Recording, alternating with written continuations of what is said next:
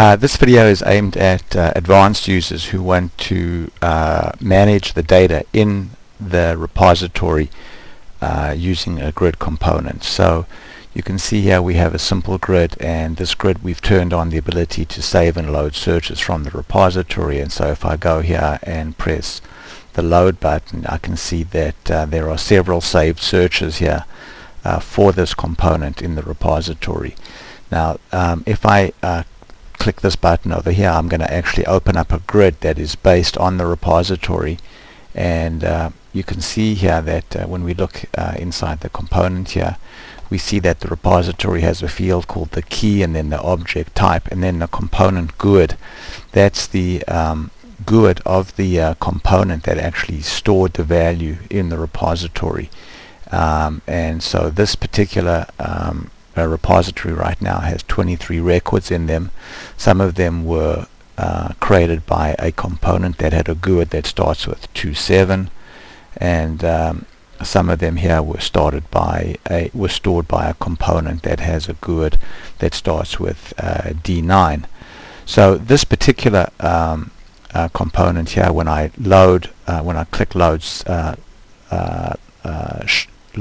saved searches, I'm only seeing the saved searches that belong to this component. So when the saved search was stored in the repository, it was stored with the GUID of this component. So every component has an internal GUID, and when you click the save button to save something in the repository, the GUID is automatically added. So if I want to go now and see not all the records in the repository, but only those that belong to this component, if I click this button over here, you can see I see now only 7 records, and every one of these records has the same GUID here, which is DD, etc. And the key value that is in the repository combines the component GUID and the object type, which is saved search, and then the actual name S2. And the reason that we do that is that we don't want to just have the key be S2, which was the name of the saved search, because there might be, say, an email template in the repository that might also use the same name S2, and we don't want to generate a name conflict for that. So what I'd like to show now is how we filtered the grid on this button here, so that only records that match this component's GUID are retrieved. So I'm going to go there to button 2, and I'm going to just make this smaller so more of it scrolls into view, and then click on OK, and then edit, and then bring up this.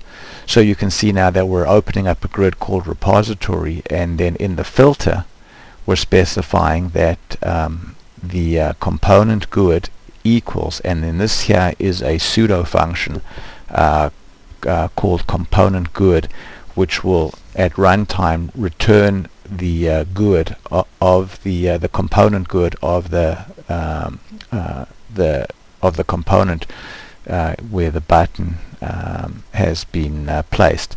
So these are the fields in the repository that I can filter on, and I obviously want to filter on the component GUID matching the GUID of the current component. I could also go here, for example, and say only show me entries that are saved searches.